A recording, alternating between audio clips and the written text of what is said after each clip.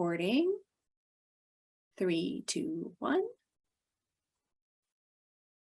Welcome, everybody. Thank you so much for coming. I see people are still trickling in. Thank you so much for joining us today for the University of Washington Tacoma's Summer Sampler Lunch and Learn, brought to you in part, partially by South Sound Business Magazine. So a big shout out to them for their support.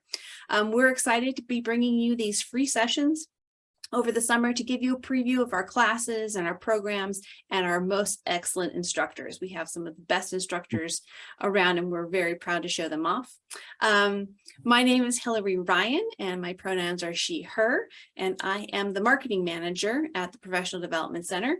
And if you're not familiar with the PDC, if this is the first time that you're encountering us in the world, we are a self-supporting unit of the University of Washington Tacoma, and we focus specifically on delivering non-degree professional development programs.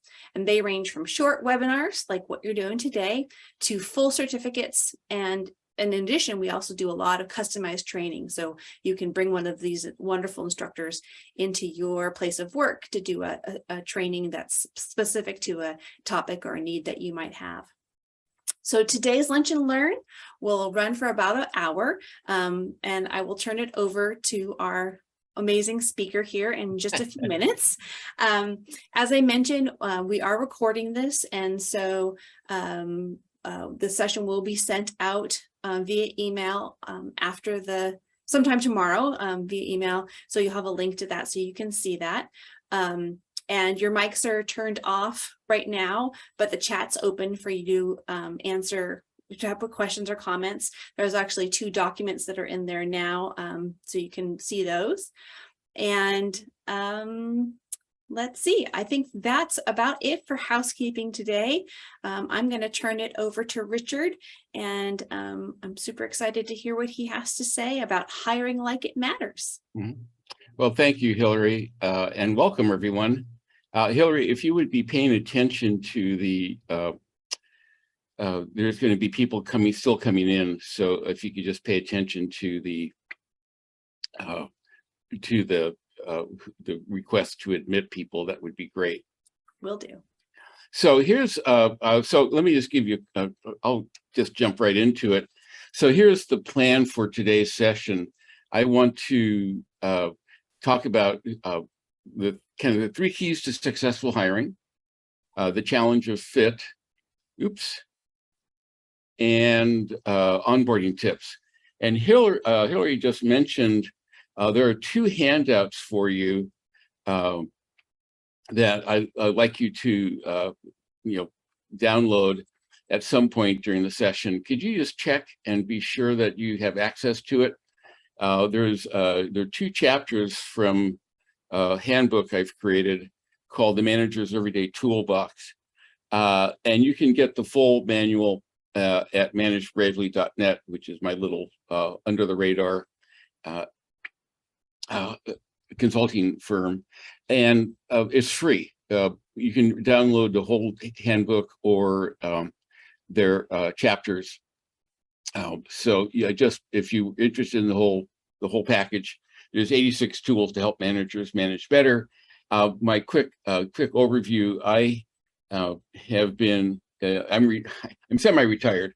I retired from UW Tacoma as an associate vice chancellor for HR and organization development a couple of years ago. But as I told Hillary, I haven't left yet. Part of my career, so I've been in HR and OD for basically 45 years. And part of my job, my first job at UW, at the University of Washington, was in the Department of Global Health. And it was as HR director for the largest grant program at the university. And we had offices in Africa, India, and the Caribbean. And in doing a workshop for some colleagues in Africa, I asked what would keep the content alive for them. And they said, Richard, why don't you put your toolbox, all your tools in a toolbox? And so that's what I did. So I say that there's 3 great things that have come out of Africa: people and coffee, coming from Ethiopia, And the manager's toolbox, the idea came from a colleague in South Africa. So again, if you want the whole thing, go to my website. You can download the whole package. So let's move on. So the first question I have actually is a chat question for you. So we're going to start in kind of a funny place, because I want to find out how we can do a really bad job of hiring. So I want you to enter in chat just your thoughts about how can you reliably assure an ineffective hiring process. How can we do it badly? So just go ahead, take a moment, and let's take a look at what you have entered in chat.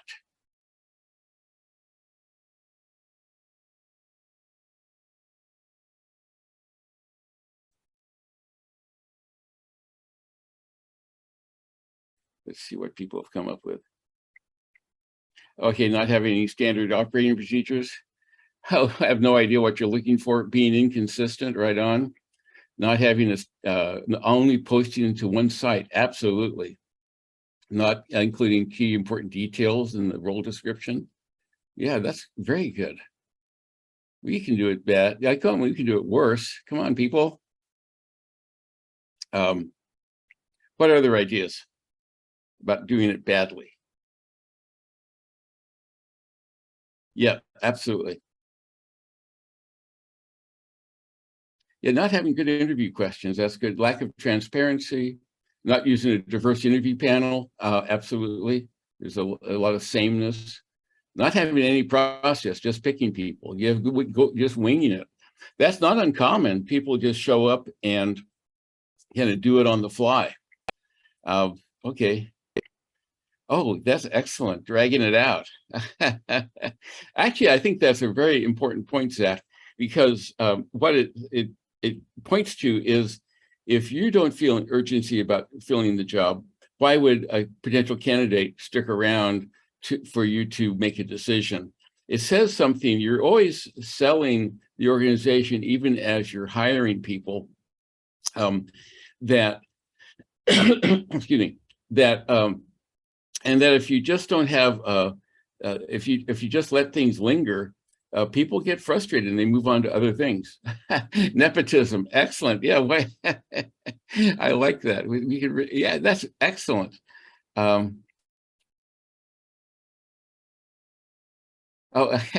like the, thank you, Dagny. Asking people technical questions in an interview that real life employees are going to Google anyway. Oh, is it fit or talent? We're going to actually talk about fit further.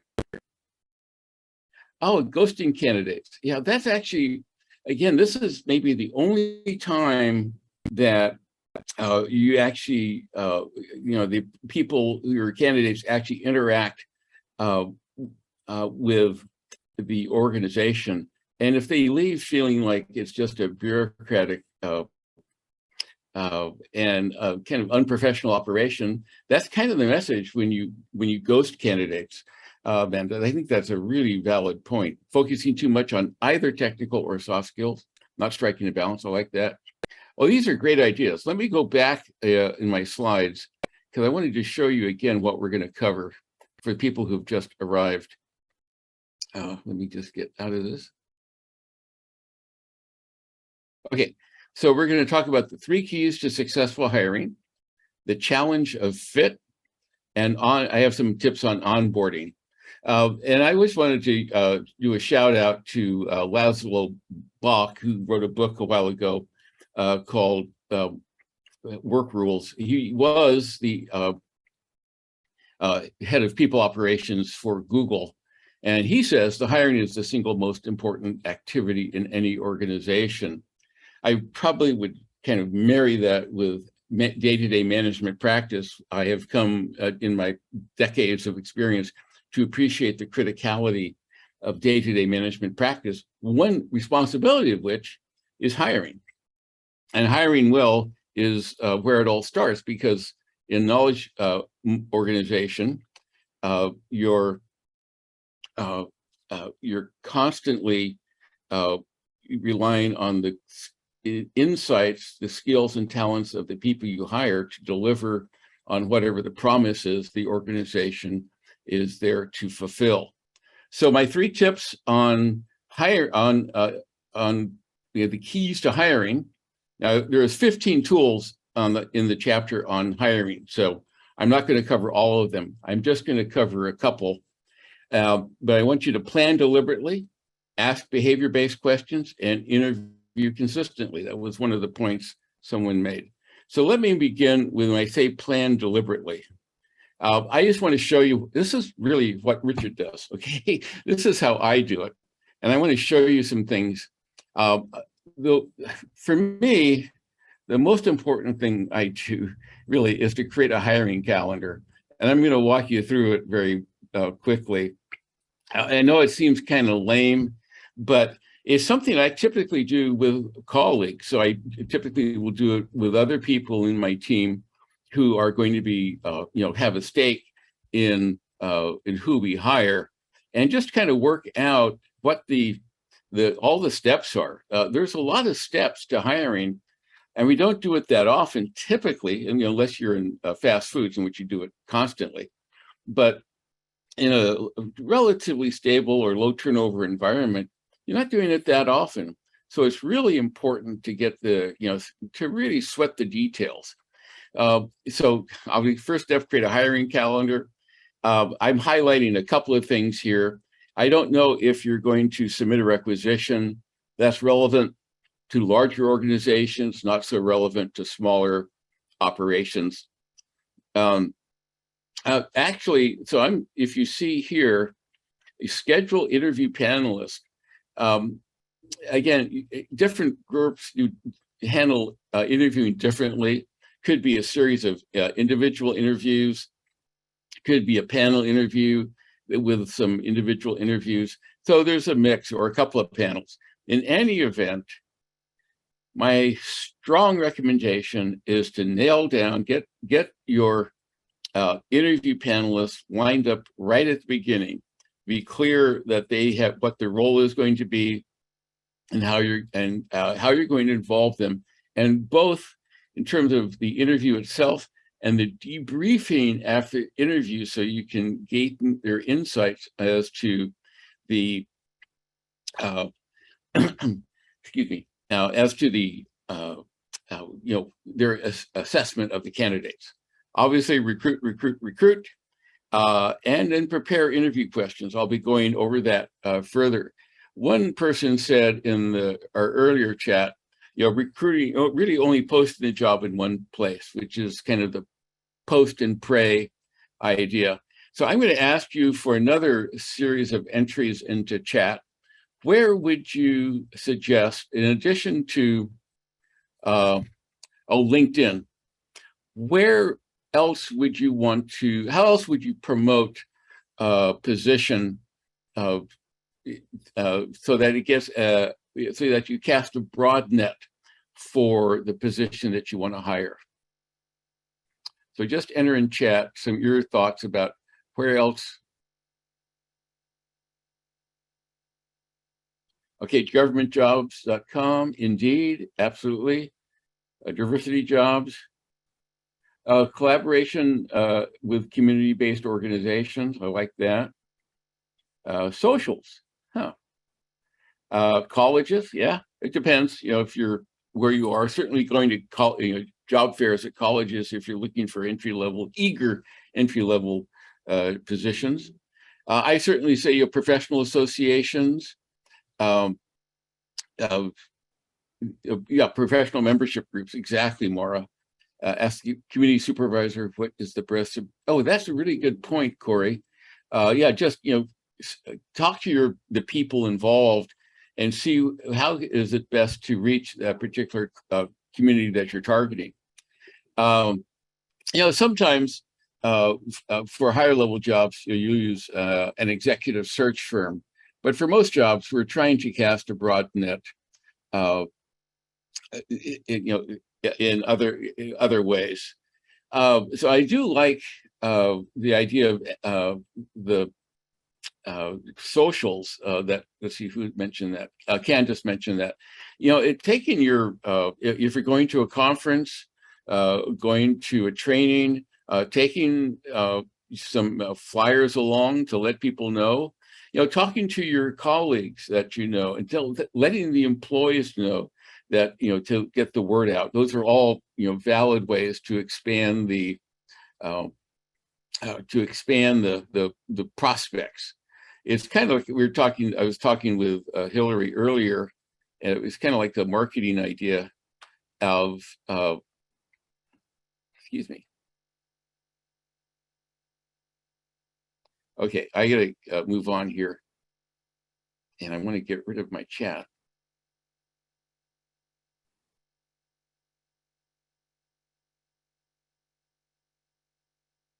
Okay, I'll just move it out of the way.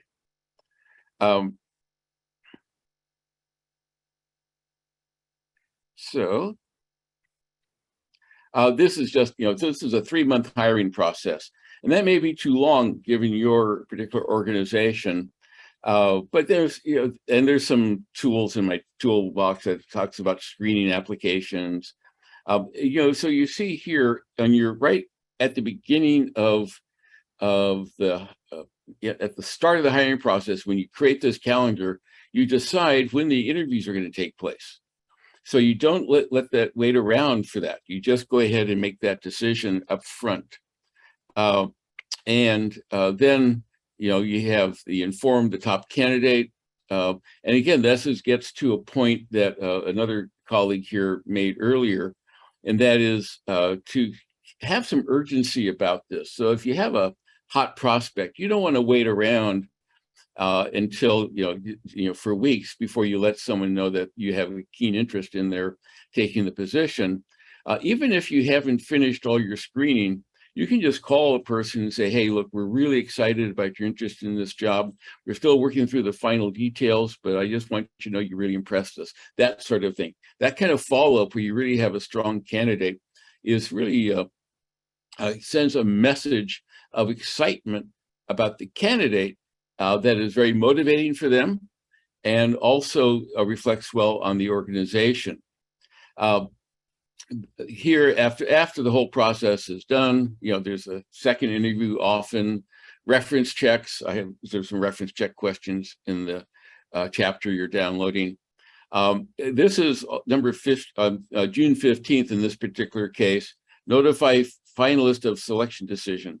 So even if you haven't, let's say you interviewed 5 people for a job, 4 of them didn't get it, call them, talk to them, tell them, the outcome. People often ask about, so why didn't I get the job? Well, I would say you can share a little bit about that, but honestly, it's just a matter of weighing a candidate one against another. So that person may have been very competitive, but the other person just brought more to the a role than that just fit the job better. So it's always a case of for each candidate, it's all about them. For the organization, it's all about the whole group of candidates taken as a whole. So anyway, prepare an onboarding plan, which I'll go over before the end, and then the new employee starts. See, it's all kind of simple, but it all begins with this hiring calendar that you created 2 months earlier. So, so let me just press on with that. That's the plan deliberately point. I then want to go into the behavior-based interview questions. And let me see here. So by the way, so in my toolbox, tool 4.2 is a sample hiring calendar. There is also a behavior-based interview questions. And the premise of behavior-based interview questions is the best indicator of future behavior past behavior is the best indicator of future behavior. If you have a chance to watch an industrial video called More Than a Gut Feeling, I highly recommend it. That this line is really something in that video that's repeated over and over again. But the basic idea is to ask people, not hypothetical questions, not asking them what they think their weaknesses or strengths are, but having them tell you about an experience that they've had and how they dealt with it. So you'll see, as will show you shortly, tell me about a time, describe whatever, give me an example. These are all kind of telltale signs that you're asking a behavior-based question. Let me show you more exactly. So this is, okay, and obviously coming from the world of HR, hiring a recruiter would be something we would do. And first of all, I want to show you here in the left-hand column, this is the kind of the job analysis. These are some of the behaviors that are critical to success in the job. So you need to be deliberate about, really thinking through what is going to be a key to this person's success. And I'm not going to go through all of these, but patience, keeping cool under pressure, flexibility, skilled recruiter. So that, again, this is, as somebody said, balancing technical and soft skills is valid. I think that's always what you're looking for. You can get a lot of the technical from the resume. As one public works director in an earlier life, I was also in city government. A public works director told me that in college, he learned all about civil engineering, but when he got on the job, it was all about people. So there's always this aspect of technical skills married with strong interpersonal skills and communication skills. So here we have, tell me about a time when you worked effectively under pressure. Give me an example of when you had to change work midstream because of changing organizational priorities. Tell me about a difficult recruitment and how you went at finding the best candidate. Those are all examples. As you see, it says, tell me, give me. Here we have describe a presentation you successfully prepared. So those are all behavior-based questions. The other advantage of using behavior-based questions is that you will avoid asking illegal questions. I don't know if any of you have been asked an illegal question. I suspect several of you have. I was once asked my age when I was interviewing for a position, which I ultimately got, but I was surprised. It was an HR job. They asked me my age, which is patently, who cares what my age is? But in the moment, I had to finesse the question. Artie Barnett, this is Alicia. Yes, hi, Alicia. Hello? Yes, yes, Alicia. Okay. Okay, let me just press on here. So this is, there is another example of behavior-based questions. I primarily put this up so you'll know that in the handout you have, there are 50 behavior-based interview questions. So you'll have all sorts of resources to be able to serve as prompts for developing the questions that are relevant to your position, some of which you may even want to use some of the 50 examples in your interview, but mostly I want you to have them so you'll have an idea. Now, I'm going to stop sharing just briefly, if I can, and pause for a couple of things. I want to have people try out writing a behavior-based question. So I think, Hillary, this is the first breakout session. So I just want you to pair up and think about a job that is where you have a need for good communication skills. Good. So think of it. We'll just say communication generally. It could be oral communication, could be written communication, could be doing presentations, just whatever you get. We're just making this up, right? And I'm going to give you actually just 6 minutes to work with a partner and develop a behavior-based question. Remember, it begins with, tell me about a time, describe when, give me an example of one of those three keys. So let's just take a moment, 6 minutes. Hillary, do you have the breakout sessions ready? Yep, I'm going to open them all up now, and I'm going Okay. to. And then we'll come back and you can post your questions.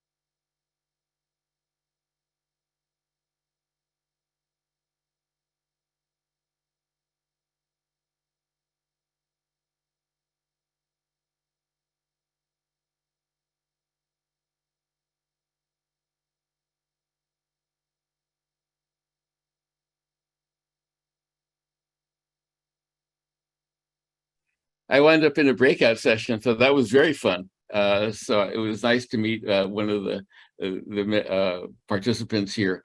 So why don't you take a moment, and if you like just give it, I'm just looking for a couple of examples.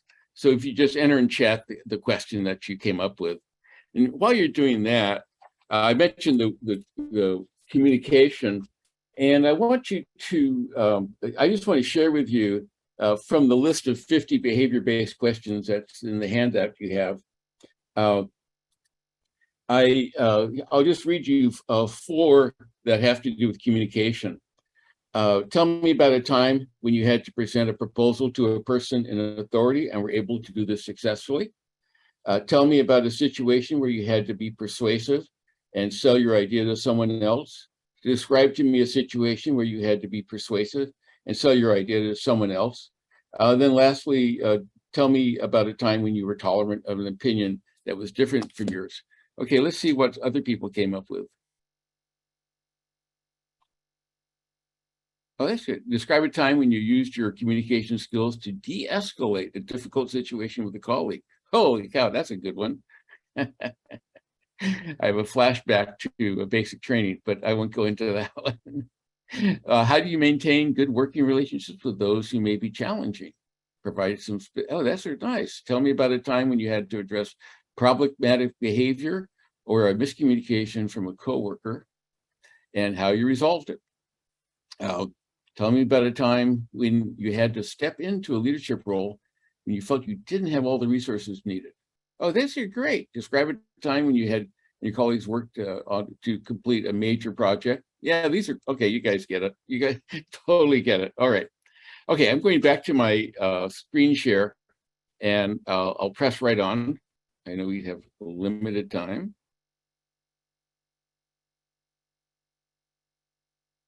Oops. Okay, so pressing on. Then some useful follow-up questions would be, what was the outcome? What might you do differently next time? What did you learn? And how did others react? Okay, so that's the behavior-based interview questions. Now, the next slide, I want to go over briefly how this is my recommendation for how to handle an interview. I call it 4 steps to better interviews. Remember, we talked about interviewing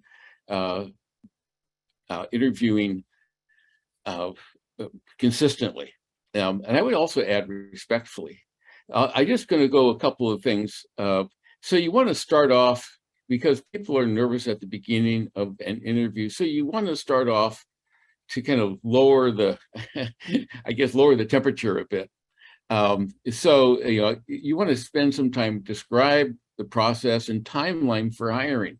I think that's especially important for those of you in state agencies who have, relatively extended timeframes for hiring, and just to let people know what to expect. Again, as I told my colleague Sandra in the chat room, even in a large bureaucracy, the urgency of the hiring manager around the hiring process is still going to help accelerate that hiring process so you get someone on board sooner rather than later. So describe the process, describe the work environment. I'll be going into that more in the next slide. Then ask the candidate what questions they have. Notice I'm putting that at the beginning, not at the end. Most people ask this question at the end. I ask it at the beginning. It helps, again, it's one of those things that helps people kind of relax a bit. And it enables the candidate to get off their mind, the kind of what's on their mind, so they can focus more on the questions you have subsequently. Allowing for silence, I think, is something that, sometimes we try to rescue people. Just let people gather their thoughts so they can respond to your question. And I think you're asking, obviously, in the interview itself, always thank people for for their making the effort to apply for the job, for their interest in the position. And in the moment, at that particular time, I would just hold off on providing any feedback. You did a great job or something like that. Just, thank you. And we'll be getting back to you, reminding people of your timeline that you just mentioned. And then one other thing I forgot to mention is to explain, if you're doing a panel interview, really have each person introduce themselves and kind of their role in relationship to the position you're hiring for. Why are they in the room? Lastly, assess, consult all the interviewers. I've noted sometimes there are people do individual interviews, and then you never circle back and find out what that person thought. I guess there's a place for that, but it's in terms of introducing the candidate to the organization more broadly. But you want to get the benefit of each interviewer's perspective. I also want to emphasize at the end that the process reflects on the organization. It is a reflection of, it is absolutely, as I mentioned, you're selling and buying at the same time. And the last point I want to emphasize is where candidates treated with dignity and respect. You're in a power position when you're interviewing in relationship to the candidates. And I want to share with you a quote from Abraham Lincoln around the idea that he said at one time that almost anyone could withstand adversity. To truly test a person's character, give them power. To truly test a person's character, give them power. And this is a case in an interview where you have, where you can be respectful, or you can be, put pressure on the candidate. And the point of that I'm trying to make is that there is no place for kind of intimidation or trying to outsmart the candidate or showing off or whatever it may be. Just straightforward, be humble, be clear, and ask your questions. So this is just a very kind of a summary of best practices. Just some things, I'm not going to read the whole thing, but start early, decide who to involve, market the position, the organization, and the environment. Now, it's tricky when you have a problematic environment that you're hiring for, and I don't have a snap answer for how to navigate that particular difficult situation, other than to say, get someone involved to try to work on the culture to make it better. Obviously, use the job description as the basis for your ranking of positions. You want to clarify gaps and inconsistencies in people's positions. And what did they, if not there's anything bad. I had a friend who took 2 years off to kind of explore the world. And he can, that was nothing bad about it, but he just needs to explain it. Job analysis precedes question development. Follow up with all those interviewed personally, and then debrief panelists and document the decision. So that's kind of the summation of it all. Okay, now we're going to talk about fit. And I'm going to give you 90 seconds to read this little essay, okay? So 90 seconds.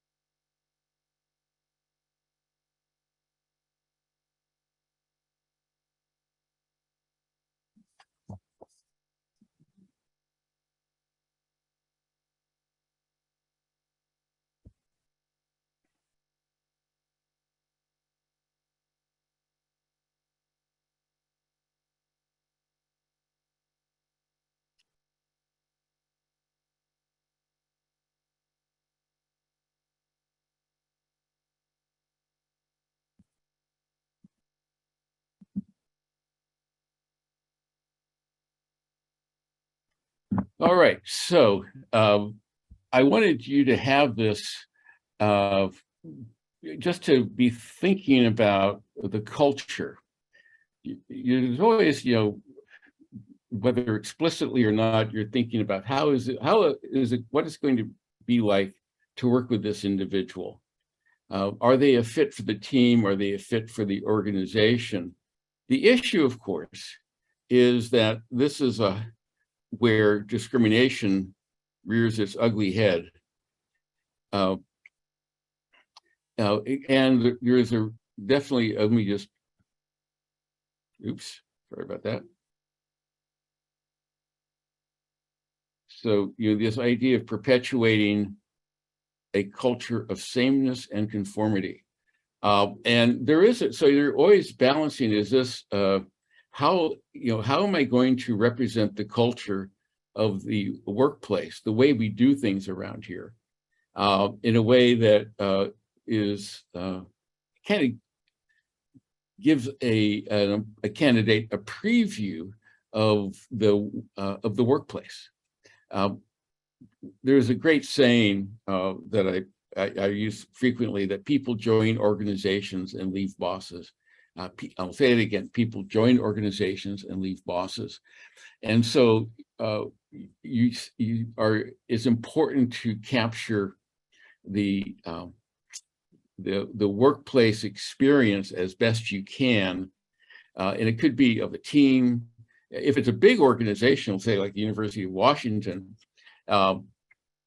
it's, the culture, the larger culture is, you can talk about, but what's going to matter more is the culture and the experience of the immediate workplace, the immediate team you're working with. So I'm going to take a moment. I'm going to stop here for a moment, and I'd like to stop share. And let's, how would you describe the culture of your workplace in just a few words? Let me, for example, I was thinking about UW-Tacoma. I'd say probably 3 things about it. And you can enter in chat as I'm talking, you can enter in chat how you would describe the culture of your workplace. So to another person. But I think there's several qualities about UW-Tacoma that make it appealing, and some that are not so appealing. The appealing part is that it's an urban serving university, and that's something that is really very much at the heart of UW-Tacoma. It means about both the access and success of students, but it also gets to the idea of a strong relationship with the community and our role in economic development. It's an exciting place because you're working with smart people who are excited about their fields. So it's very exciting. At the same time, it's frustrating because higher education is a 1,000-year-old industry that has a lot of old and I feel out-of-date practices. So you have to work within that history. So just to see what people came up with about your culture. And then I'll go to onboarding. Just a succinct statement about your culture. Any takers on that? Anyway, be thinking about how best to do that. I'm going to, because of the time, I'm going to jump right back into screen sharing because I do want to share some things about onboarding with you. So let me press on. We'll talk about onboarding real quickly. Here are some, here's my little kind of what to keep in mind. One of the most important things is to be there on the employee's first day. That may seem obvious, but the number of times I've been with people, have been in situations where the boss was on vacation, or at a conference or someplace else when the new employee started, just drives me nuts. You want to kind of reinforce the sale of the decision that people made, reinforce the decision people made by making that first day special. Do something to make the first day memorable. You want to be thinking about you want to explain the employee the business situation, who they'll be working with, what your expectations are, and so forth. Let me show you something that I believe strongly in. This is, oh, I forgot to put down, this is actually in the work, in the chapter 5. This is something you've downloaded also, and it's tool 5.2. But this is actually what I do with onboarding. I am specific about, here's my plan, right? The first day, the first week, the first month, and the first 60 days. And you notice that we have, greet the employee in the lobby. You want to get, do something, take them out to lunch, give them a tour, and so forth. Then you have, different activities during the first week that you want them to do. There may be an onboarding session with the presentation. There may be here meeting with some clients, customers, or people in other departments, so networking priorities. And then here at the bottom, okay, you can do this first part, and that is golden, okay? Just doing the upper half, just doing this part is great. To take it a step further, have the manager be clear about what their expectations are. There are examples in the toolbox, but the basic idea is, like, for me, it's like every one of us is an ambassador for all of us. That would be one element of my general expectations. One finance director I read about had just two rules: work on what's most important, and treat one another well. You want to go through the initial assignments, and then have some success criteria. How will the person know they're successful? So you have some criteria for success. I will know you're succeeding to the degree you accomplish the initial assignments, establish effective working relationships with the team and with the organization, and own the key accountabilities of your position account, and then specify those. So that's how I do onboarding, and I really recommend that level of specificity because the whole point of onboarding is to get the person contributing fully as quickly as possible. And you can do that by being deliberate. And it also, no small thing, it reinforces the decision the candidate made to come to work for you. So with that, I'm going to stop sharing and open it up for questions. That was the fastest I've ever done on how to hire. I hope you found that somewhat helpful. What questions do you have about any of the stuff or anything else related to hiring? And Hillary, do people just ask questions or they put it in chat? I think I made it so people could do it in chat or unmute themselves and chime in. Yeah. Oh, Margaret, I like this. I would add, if you include other people in your onboarding plan, to be sure to let them know about your plans. I really enjoy working up onboarding plans with my team. It's fun. So what questions do you have about anything that I covered or comment? We have 8 minutes. Well, what would you say that you've experienced as far as in that onboarding of, you kind of have the best case scenario, but are there some things to avoid? Because I mean, you talked a little bit about that interviewing, but are there some things to avoid in onboarding that would that's a great derail? question, Heather. Yeah, certainly avoid not being there. I guess that would be Okay, that first one. and avoid having people be idle. People want to come in and get to work. One colleague of mine who worked for Weyerhaeuser for 30 years still remembers his first week when his boss wasn't there, and all he did was sit in a corner and read some manual. That's a terrible way to start a job. So I think I would avoid that. So there's a balancing. I think it's a combination of having a good schedule without overdoing it. So there's a balancing act there. But I think for the most part, it really is, the most important thing to avoid is not being there. The second most important thing is not planning. So that is being deliberate. People often, when they're onboarding, are kind of stymied. They don't know what to do.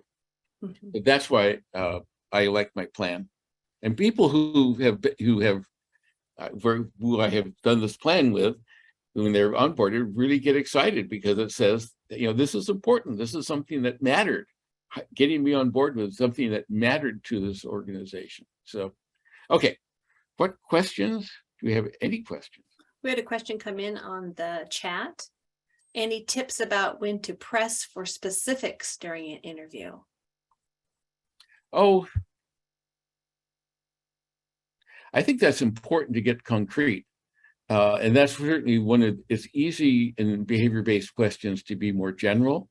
And so I think, I guess there's not any particular tip. If you're feeling like you're not getting the, that you're not getting a picture of how the person actually handled a situation, ask for more detail. Now, if they're unable to do it or you're still not satisfied, then move on. You don't want to just get stuck. But at least one follow-up question about, could you be more specific about that, what you did there, or how that person responded, or something like that. Those kind of follow-up questions would be very appropriate. One other thing I forgot to mention at the beginning was you always ask about the resume too. If you have a couple of questions at the beginning, ask about the resume, ask them at the beginning of the interview. What are the questions do you have out there? As you guys are formulating questions, I'll just let you know I did launch the poll, so please do that. We'd love to hear your feedback on that. And this is just one of our summer samplers, so we have them every Wednesday during the lunch hour, and you can sign up for them.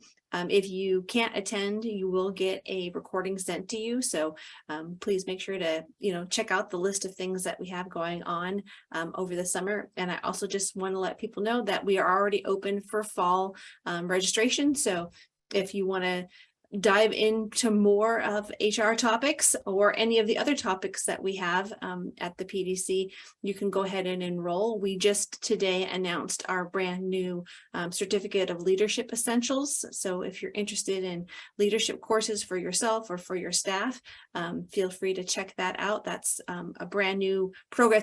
It's a revitalized program, I should say. It's been on hiatus for about 3 years. So it's back in action, and we want to let people know that that's a new option. Oh, how long do you suggest a posting be open? It really depends on the job. Especially if you need to fill the position critically. So, Catherine, there's a couple of thoughts I have. First of all, if it's a critical fill, then I think one of the important things is to develop your outreach plan early on. So the posting is kind of a simple, that's an easy thing to do. But to really be intentional about your recruiting, particularly if it's critical, is to plan that outreach, assign, get your team together and delegate who's going to reach out to which professional association, who's going to really press for colleagues to share their contacts. So that's one thing. Plan before you post. And post, I think if it's a critical job, oh goodness, it really, there's no magic.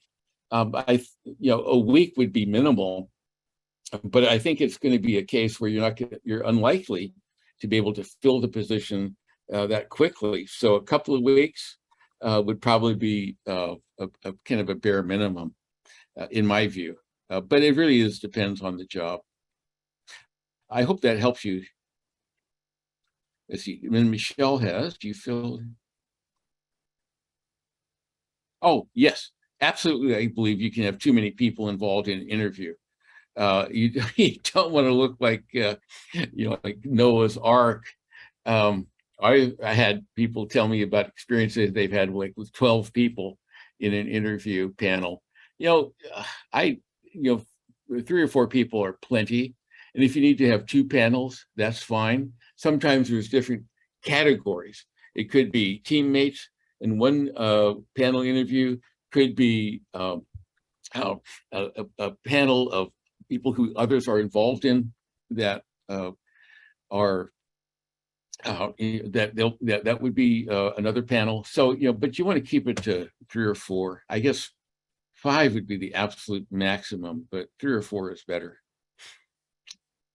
So I think oh my God, we have 2 minutes, for the lightning round. And Hillary, if you could stay on for just a moment after we're done. Happy to do that. No, I think this is a great topic. I think that hiring also, has changed a lot in the last 2 years. Oh yeah. And, always having a good plan to start with is part of it, because you don't know what other technical issues you may have that you have to deal with, right? Absolutely. Yeah. In this case, HR is your friend, and it really is. It's a partnership. I know not all HR departments are positive, but I believe HR is there to help create value for the organization by having strong people practices. Mm-hmm. It's so important. And I really appreciate this, and I appreciate everybody who's doing this, because many of the organizations that I've worked with have had nobody doing HR. So I appreciate that you guys are learning about it, and hopefully this has been valuable to put some of these ideas into practice. And please, I think, check out Richard's book. It sounds like it's just bursting with great information and templates, and a way to make this hiring process. And it's free. It's free. It's free. Yeah. It's free. So that's even better. Yeah, it's it is anyway. It's been a passion project. It's in its 8th edition now. So I keep on screwing around with it. Thank you, Sandra. I enjoyed being in a meeting with you.